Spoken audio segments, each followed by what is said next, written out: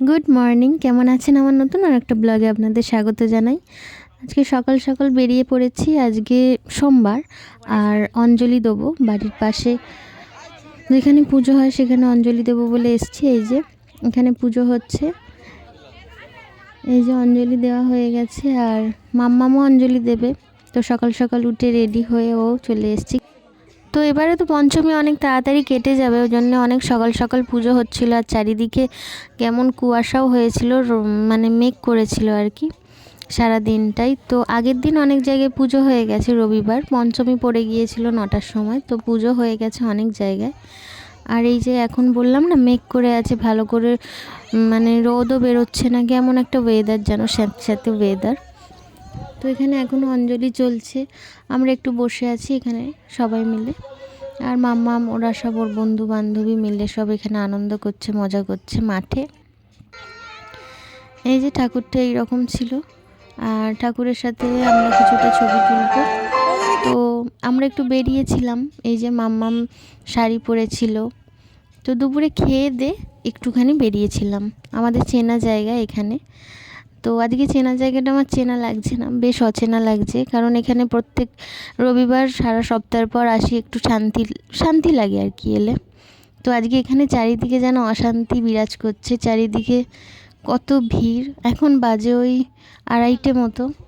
এই যে এত ভিড়, এত চারিদিকে লোক যেন গিজগিজ করছে। তো আমার এত ভিড় ভালো লাগে না, বললাম এখানে একটু সপ্তাহের পরে রবিবার দিন বিকেলে আসি, এলে একটু শান্তি লাগে। তো আজকে যেন অশান্তি চারিদিকে ছড়িয়ে আছে। তো এই যে পারগুলো সব বসে আছে। তো আমার ভালো লাগা না লাগাই তো কিছু এসে যায় না, আজকে তো ওদেরই দিন। তো আমরাও করেছি এইরকম অনেক কিছু যখন ব্যাচেলার ছিলাম। তো এখন ওরা আনন্দ করবে, ফুর্তি করবে, এটাই স্বাভাবিক। তো কিছু কিছু মানুষ দেখে আমি আবার অবাকও হয়েছি, যেমন আজকে বিয়ে বাড়ি না সরস্বতী পুজো, তার মধ্যে একটা বেসিক ডিফারেন্স থাকে, সেটা ওরা গুলিয়ে ফেলেছে। এতই সেজেছে, এতই সাজছে, মানে আমি ভাবছি যে এটা এত সময় পায় কোথায়? না আমি কোনো দিনই পাইনি, এত সময় পাইনি, না সাজতে চাইনি জানি না, কিন্তু ওরা সেজেছে। তো সেজে আমার ভালো তো লাগেইনি, কেমন যেন অড লাগছিলো যে এটা কী সেজেছি। তো অনেক খাবারের দোকানও বসেছিল, ফুচকা, পাপড়ি চাট, অনেক কিছু বসেছিল। তো খেলাম। আর এখানে আমার এরা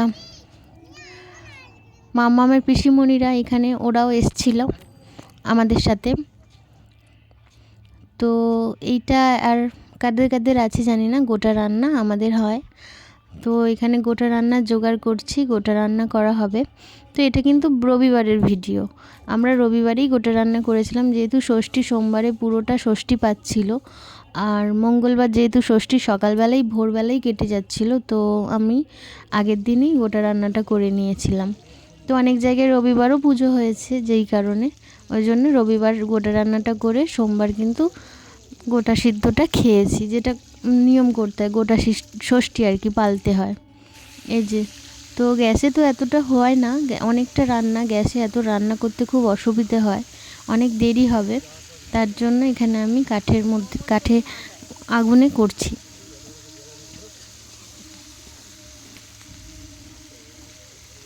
তো এখানে আমি নাড়তে পারছিলাম না, একটু হেল্প করে দিচ্ছিল, অনেকটা রান্না তো হাত ব্যথা করে অনেকক্ষণ ধরে নাড়তে নাড়তে। তো আমাকে একটু হেল্প করে দিচ্ছিল, কারণ আজ সেদিন রবিবার ছিল, তো বাড়িতেই ছিল, তো কোনো অসুবিধা নেই, ওই জন্য আমাকে একটু হেল্প করে দিচ্ছিল। আর এখানে প্রায় আমার রান্না হয়ে গেছে। অনেকে হাঁড়ির মধ্যে দিয়ে জল দিয়ে সিদ্ধ করে করে, তো আমি ওরমভাবে করি না, আমি এইভাবেই করি, যেমন তরকারি রান্না হয় ওইভাবেই করি। আমার মারাও যেমন দেখে এসেছি ওইরমভাবেই করি, আমাদের বাড়িতেও এইভাবে করতো, তো আমিও এইভাবে করি।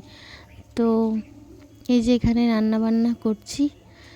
তো রাত্রিবেলা আবার খাওয়ার জন্য আমি একটু রান্নাও করে রেখেছিলাম ওবেলায়, রবিবার তো, আজকের সানডে ছিল তাও নিরামিষ খেয়েছে, আমার মেয়েও নিরামিষ খেয়েছে, কালকে যেহেতু অঞ্জলি দেবে।